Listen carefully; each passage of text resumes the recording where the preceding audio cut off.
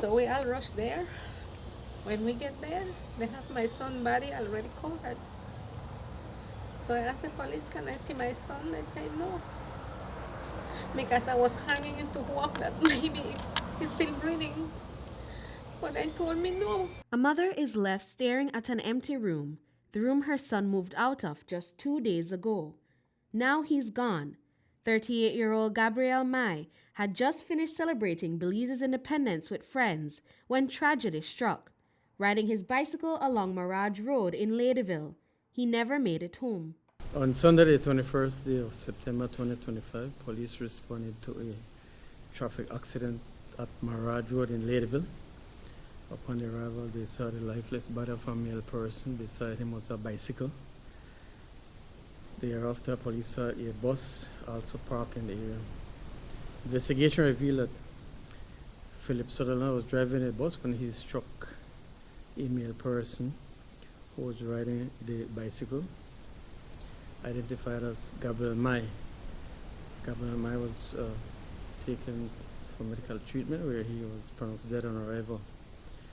Investigation says Mai was riding his bicycle when he was struck by the bus.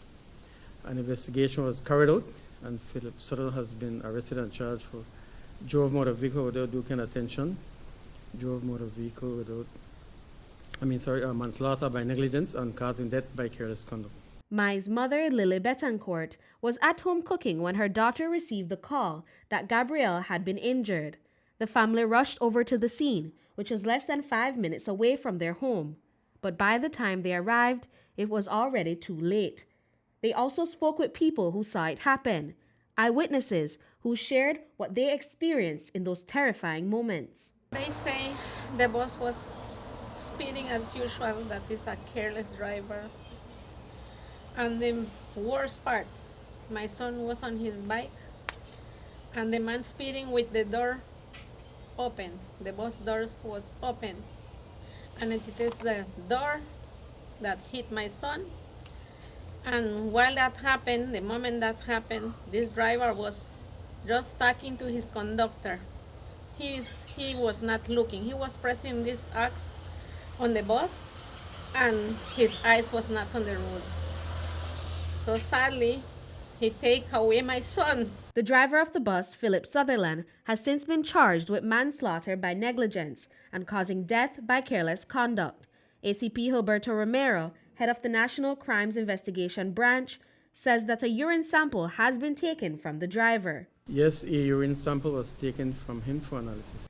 Betancourt isn't just grieving the loss of her son. She's furious, outraged at what she calls the reckless behavior of the driver who hit him. She's now calling for action, suggesting speed bumps be installed along the stretch of the road, especially with many school children in Ladyville at risk. For her, there's simply no excuse for a mistake that cost her son his life. As a loving son, hard-working man, loving father, that